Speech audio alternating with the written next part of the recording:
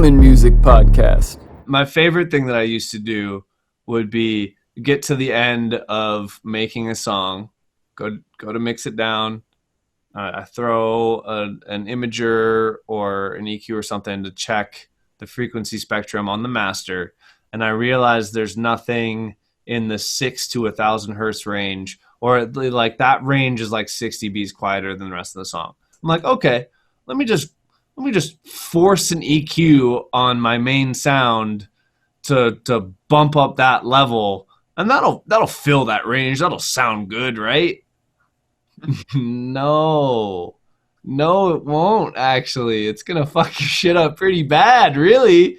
You did not think about that originally, and you just don't have the right layers to fill that. It's so funny that nowadays, no thought, no effort, no looking at a visualizer on the master, like what ranges need to be filled, through purely doing it enough times that you understand what sounds need to sit where. By the time you get to the fucking stage where you're checking your master for that kind of thing, it's almost goddamn flat. And you're like, I used to remember when there used to be so many issues here, and I used to try to band-aid the shit out of them. Totally. And the funny part is, like, you know, we're all smart individuals. I'm sure you guys, much like myself, at one point when you realized you didn't really know how to mix a record down, you're like, well, it's just a math problem. It's just engineering. I can read every, online article on how to mix well. I can look at every YouTube video on all the best mixing tricks, and I can, dilute that information down into a good mix because it's no longer creative. I have good ideas. I should be able to just math problem this into a song that sounds good. And there's no replacement for actually doing it enough times where your ears are picking up on those things in which it's really not a math problem. It is understanding how the relationship of those two elements are working, and then for no reason other except you already know that this is going to react a certain way in relation to this other thing, you can make that move. That's how you actually get to the end and not have to try and band-aid shit. Reminds me of that, good old adage, like if your only tool is a hammer, every problem looks like a nail. Oh my God. I always cut this frequency range, or I always boost this, or you always got to compress shit.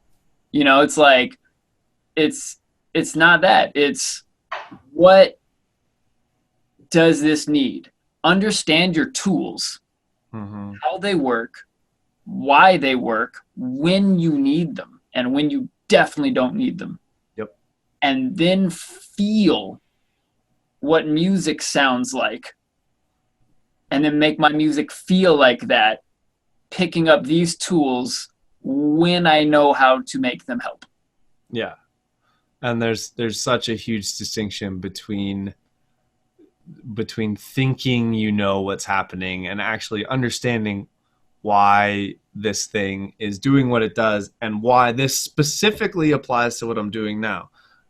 Like, you'll always, like I mentioned earlier, you'll watch person do concept X or thing Y on a song, and you think like they're doing this because of this. If you don't really understand the process, you're just going to blindly apply that to something. But like what looks like oversimplification of a problem from someone that knows what they're doing, it is because they understand the greater scheme of everything that's happening, and they know that this simple move that to you looks like, oh, this one thing is going to solve my mix too.